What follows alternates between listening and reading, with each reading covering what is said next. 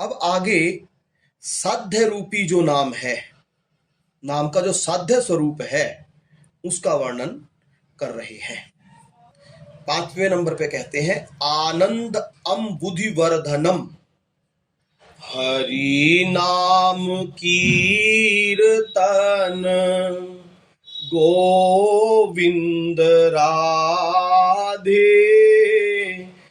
दिव्य सुधा अनुभव करवा दे। हरि नाम कीर्तन गोविंद राधे, दिव्यानंद सिंधु में मन को डुबा दे। श्री कृष्ण नाम संकीर्तन आनंद रूपी समुद्र को वर्धित करने वाला है।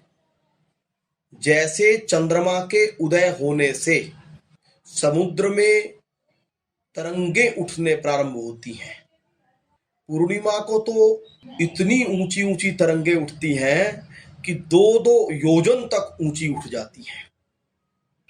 इसी प्रकार प्रेमियों के हृदय में इस नाम संकीर्तन से आनंद की विचित्र विचित्र तरंगें प्रकट होती हैं। उनका हृदय आनंद से सदा उद्वेलित होता रहता है और ये आनंद प्रतिक्षण बढ़ता चला जाता है। 6 नंबर पर है प्रतिपदम पूर्णामृत आस्वादनम, नाम के द्वारा प्रतिपद में प्रतिक्षण पूर्ण अमृत रूपी रस का आस्वादन होता है। जितने भी रस हैं सब इस नाम में भरे हुए हैं।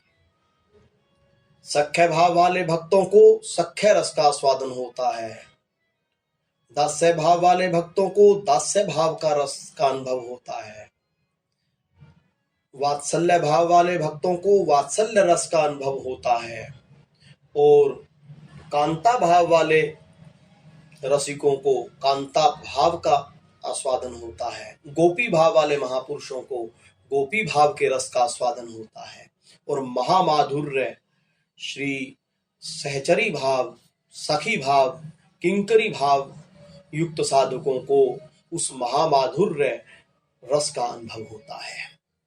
सब रस इसी नाम में भरे हैं और इन सबको ही प्रतिक्षण वर्धमान रस का अनुभव होता है, नव नवायमान रस का अनुभव होता है और प्रत्येक अक्षर में अनुभव होता है।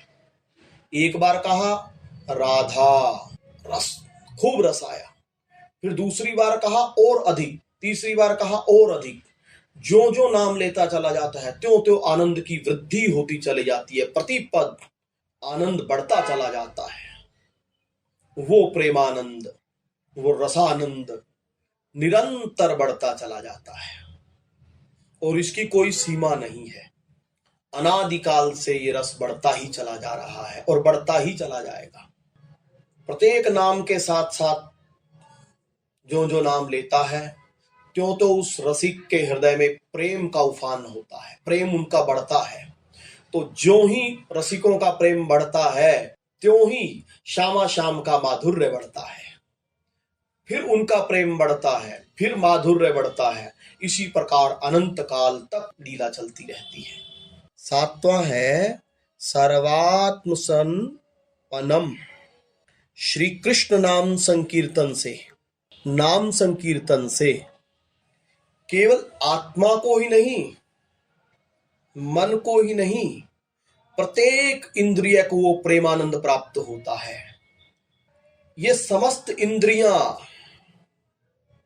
दिव्य चिन्मय हो जाती हैं नाम के प्रभाव से, प्रेममय हो जाती हैं। ये इंद्रियां प्रेममय हो करके ये इंद्रियां उस प्रेम स्वरूप रस स्वरूप श्यामा श्याम का पान करती हैं। आंख के द्वारा रूप का पान करती हैं, कान के द्वारा उनकी वचन माधुरी का पान करते हैं, त्वचा के द्वारा उनके स्पर्शजन्य सुख रस का पान करते हैं। जिह्वा के द्वारा उनके नाम गुण का रसास्वादन करते हैं। नासिका के द्वारा उनके दिव्य श्रीअंग से, उनके प्रेम में श्रीअंग से जो प्रेम में गंध प्रकट हो रही है, श्री अंग की गंध जो है, उसका रसास्वादन करते हैं। तो प्रत्येक इंद्रिय से वो रसिक, वो प्रेमी उस प्रेमानंद को, उस रस को निरंतर पान करता है। ये अंतिम अवस्था हो जाती है। इस प्रकार जो भगवन नाम है, श्री कृष्ण नाम संकीर्तन है, उसकी सदा ही जय हो, जय हो, जय हो।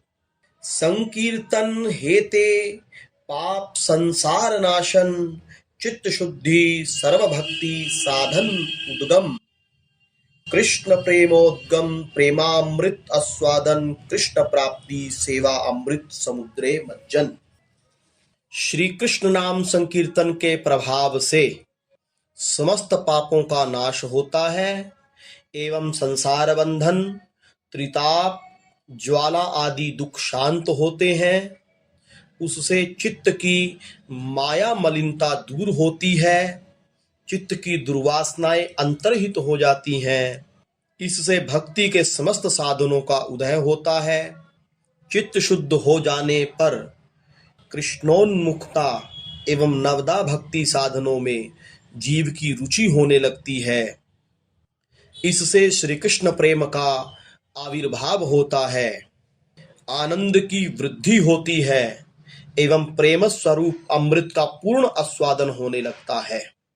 श्री नाम संकीर्तन से नित्य विहार की प्राप्ति होती है एवं श्यामा श्याम की सेवा अमृत समुद्र में वो संकीर्तनकारी सराबोर हो जाता है।